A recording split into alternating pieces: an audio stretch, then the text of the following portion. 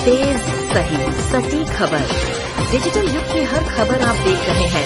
Human right and anti corruption सच है तो दिखाएंगे जरूर। नमस्कार दोस्तों, स्वागत है आपका मेरे न्यूज चैनल पर। मैं हूं आरुषि।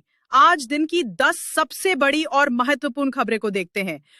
रेलवे में तत्काल टिकट का रैकेट और आधार वेरिफाइड आईडी की बिक्री। रेलवे ने 1 जुलाई 2025 से तत्काल टिकट बुकिंग के नियमों में बड़ा बदलाव किया है। अब आईआरसीटीसी अकाउंट को आधार से लिंक करना अनिवार्य हो गया है ताकि बिचौलियों और दलालों को रोका जा सके। 15 जुलाई 2025 से आधार आधारित ओटीपी वेरिफिकेशन भी जरूरी होगा। हालांकि इसके बावजूद टेलीग्राम जैसे प्लेटफॉर्म पर तत्काल टिकट बेचने वाले रैकेट सक्रिय हैं जो आधार वेरिफाइड आईडी का इस्तेमाल कर रहे हैं। ये रैकेट फर्जी या दूसरों की वेरिफाइड आईडी का उपयोग कर रहे हैं, जिससे असली यात्रियों को दिक्कत हो रही है और टिकटों की कालाबाजारी भी हो रही है। रेलवे और संबंधित एजेंसियां इन रैकेट पर लगाम लगाने की कोशिश कर रही हैं। शुभमन गिल का रिकॉर्ड तोड़ प्रदर्शन। भारतीय क्रिकेट टीम के कप्तान शुभमन गिल ने इंग्लैंड के खिलाफ बर्मिंघम में चल रहे दूसरे टेस्ट मैच की पहली पारी में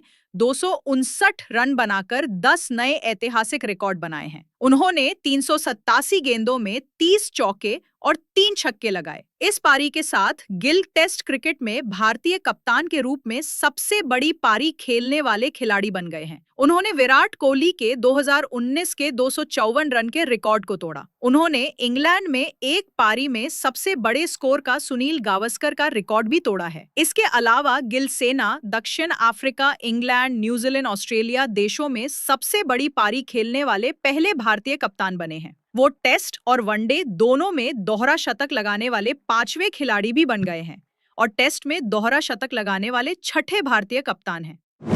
सरकारी योजना 5 साल में 36 लाख रुपए का लाभ। ये खबर नेशनल सेविंग सर्टिफिकेट एनएससी से संबंधित है। एनएससी एक सरकारी बचत योजना है जिसमें एक मुश्त निवेश करने पर 5 साल की अवधि में अच्छा रिटर्न मिलता है। खबर के अनुसार 25 लाख के निवेश को 5 साल में 30 लाख 47,500 एटीसी में बदला जा सकता है। ये योजना निवेश पर टैक्स छूट, रिटर्न की गारंटी और बैंक एफडी से बेहतर ब्याज जैसे फायदे प्रदान करती है। ये एक जोखिम मुक्त निवेश विकल्प है और इस पर बैंक या किसी वित्तीय संस्थान से ऋण भी लिया जा सकता है।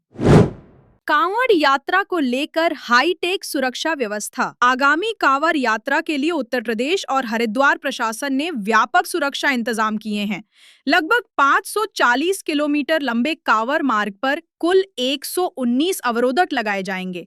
सुरक्षा के लिए 19 अपर पुलिस अधीक्षक, 54 क्षेत्राधिकारी, 265 निरीक्षक, 1823 उप निरीक्षक, 2060 मुख्य आरक्षी, 2000 आरक्षी और 1266 महिला पुलिसकर्मी सहित भारी संख्या में पुलिस बल तैनात किया जाएगा। इसके अलावा पीएससी 20 कंपनियां और सीएपीएफ 5 कंपनियां भी लगाई जाएंगी। यात्रियों की सुविधा के लिए 184 विश्राम स्थल और 838 शिविर स्थापित किए जाएंगे। सुरक्षा के लिए सीसीटीवी कैमरों और ड्रोन का भी इस्तेमाल किया जाएगा। हरिद्वार में शराब की 14 दुकानों को ढकने और मांस की दुकानें बंद रखने के आदेश भी दिए गए हैं। दिल्ली में पुराने वाहनों को लेकर सरकार का यू टर्न। दिल्ली सरकार ने 1 जुलाई से लागू होने वाले पुराने वाहनों, 15 साल से पुराने पेट्रोल और 10 साल से पुराने डीजल वाहन पर ईंधन प्रतिबंध को अस्थायी रूप से रोक दिया है। इससे पहले वायु गुणवत्ता प्रबंधन आयोग ने आदेश दिया था कि ऐसे वाहनों को पेट्रोल, डीजल नहीं मिलेगा और उन्हें जब्त कर स्क्रैप किया जाएगा।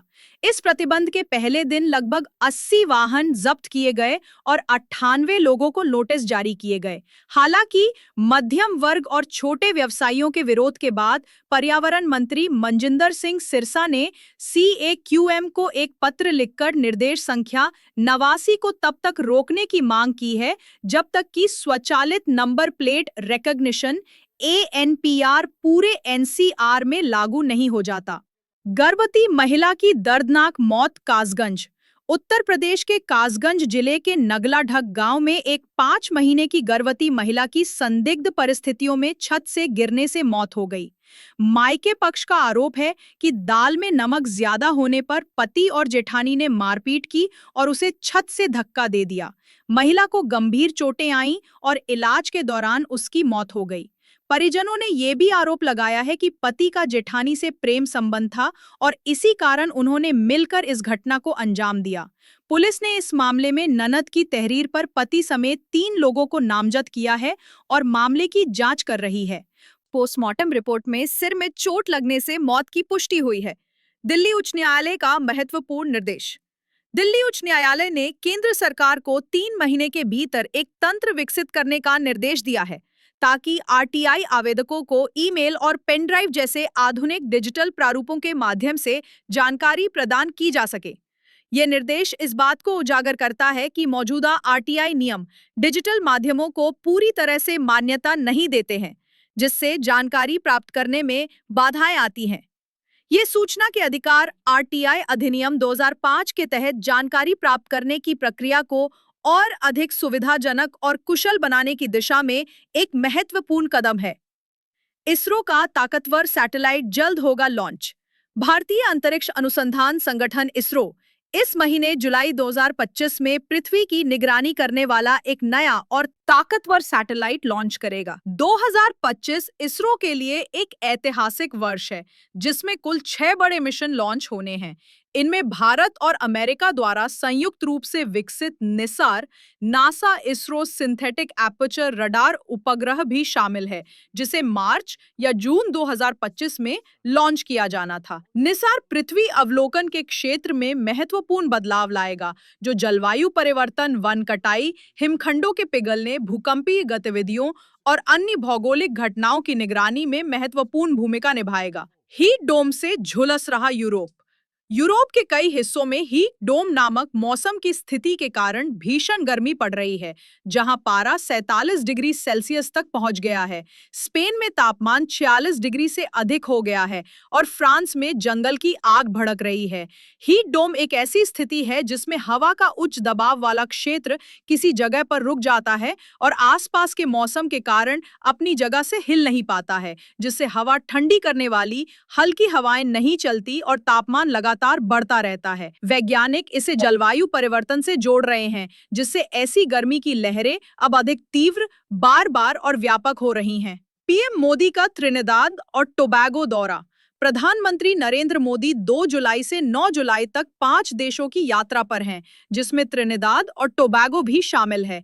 ये पीएम मोदी की प्रधानमंत्री के तौर पर इस कैरिबियाई देश की पहली द्विपक्षीय यात्रा है और 1999 के बाद किसी भी भारतीय पीएम की पहली आधिकारिक यात्रा भी है। त्रिनिदाद और टोबैगो में पीएम मोदी का गर्मजोशी से स्वागत किया गया और उन्हें वहां के सर्वोच्च सम्मान से भी सम्मानित किया जाएगा। इस दौरे के दौरान पीएम मोदी त्रिनिदाद और टोबैगो की राष्ट्रपति क्रिस्टीन कार्ला कंगालू और प्रधानमंत्री कमला प्रसाद बिसेसर से मुलाकात करेंगे, जहां द्विपक्षीय वार्ता का उद्देश्य दोनों देशों के संबंधों को और मजबूत बनाना है। यह यात्रा डिजिटल वित्त, नवीकरणीय ऊर्जा, स्वास्थ्य और आईटी जैसे क्षेत्रों में द्विपक्षीय संबंधों को बढ़ावा देने की दिशा में महत्वपूर्ण होगी। ये आज की कुछ प्रमुख खबरें हैं। अन्य महत्वपूर्ण खबरों के लिए चैनल को सब्सक्राइब कर ले।